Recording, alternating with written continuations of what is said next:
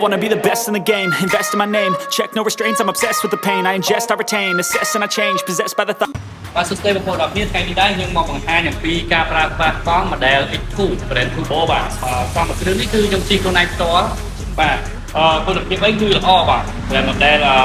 brand Turbo នេះណាបាទឥឡូវខ្ញុំបង្ហាញអំពីការប្រើប្រាស់ឆាសាមុនឆាសារបស់យើងប្រភេទ60 volt 20 ampere បាទប្រភេទមានភាគរយបាទនេះឆាសាយើងមានភាគរយ brand ទៀតហ្នឹងបាទនេះយើងដល់ចូលពងព្រីទៅបាទបន្តពីដល់ចូលព្រីវាចេញ 0% បែបហ្នឹងបាទហើយរុនសាកវានៅកន្លែងនេះនេះជារុនសាករបស់វាបាទបន្តពីយើងដល់សាកទៅវាចេញភាគរយបែបហ្នឹងបាទហើយនៅពេលដែលវាពេញគឺវាឡើងដល់ 100% ហើយបើករណីយើងឃើញវាពេញយើងត្រូវដកវាចេញទៅយើងមិនបាច់ដោតវាជាប់ទេបាទហើយសាករបស់យើងមាន3មាន3បាទនេះសោតខ្លួនទេបាទសោរបស់វាយើងមាន3ប្រភេទមានសោធម្មតា Smart Key និងសោ Scan បាទសោធម្មតាងាយស្រួលប្រើទេយើងគ្រាន់តែចាក់ចូលអញ្ចឹងដើម្បីបើកកែបគឺយើងកាច់មកក្រោយឲ្យខ្លាំងបាទកាច់ឲ្យខ្លាំងបាទបើកកែបនេះហើយកែបរបស់វាគឺធំទូលាយមែនតើបាទកែបវានេះអ្នកទាំងអស់គ្នាមើលទៅបើធំទូលាយមែនតើកែបវាបាទហើយដើម្បីចាក់សាកគឺយើងកាច់កវាមកអស់ហើយតមកយើងរុញទៅក្នុងយើងកាច់មកក្រោយបាទហ្នឹងយើងកាច់សាកបាទយើងចាក់សាកអញ្ចឹងបើវិញគឺយើងរុញទៅក្នុងដូចគ្នាហើយដើម្បីបញ្ឆេះវាយើងកាច់មកស្ដាំបាទកាច់មកស្ដាំនៅពេលដែលយើងកាច់ភ្លាមគឺវាជាប់អក្សរពេបាទអក្សរពេបែបហ្នឹងគឺយើងមូក្រាបទៅទេបាទអញ្ចឹងយើងត្រូវការចុចអក្សរពេនេះមួយបាទនេះអក្សរពេឬក៏យើងចាប់ប្រាំងក៏បានយើងឬក៏យើងចុចអក្សរពេហ្នឹងបាទចុចអក្សរពេមកវាបាត់អក្សរពេហ្នឹងហើយបាទហ្នឹងទើបយើងមូក្រាបទៅមុខហើយសម្រាប់ម៉ូតនេះគឺមូបានលឿនមែនតើបាទហើយយើងមាន3លេខមានលេខ2ដូរលេខយើងចុចកន្លែងនេះដូរលេខបាទដើម្បីដូរលេខយើងចុចអក្សរ S នេះបាទអញ្ចឹងយើងបែរម្នេះមកវិញមក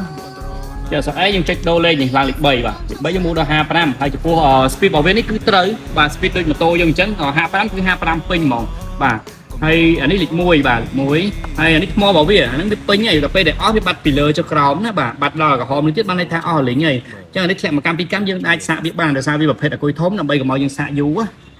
ហើយខាងនេះជាកុងតាក់សុំផ្លូវកុងតាក់បើកភ្លើងបាទកលៈទី2 dummy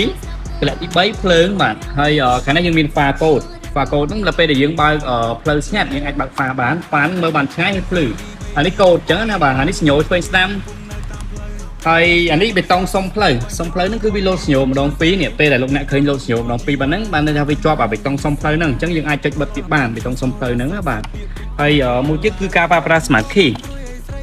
ដើម្បីប្រើ Smart Key យើងមិនបាច់ប្រើសោផ្សេងទេដើម្បីបញ្ឆេះវាលោកអ្នកចុចសញ្ញារន្ទះនេះ2ដងបាទអាកដាលនេះរូបរន្ទះហ្នឹងបាទចុច2ដងចាប់គ្នា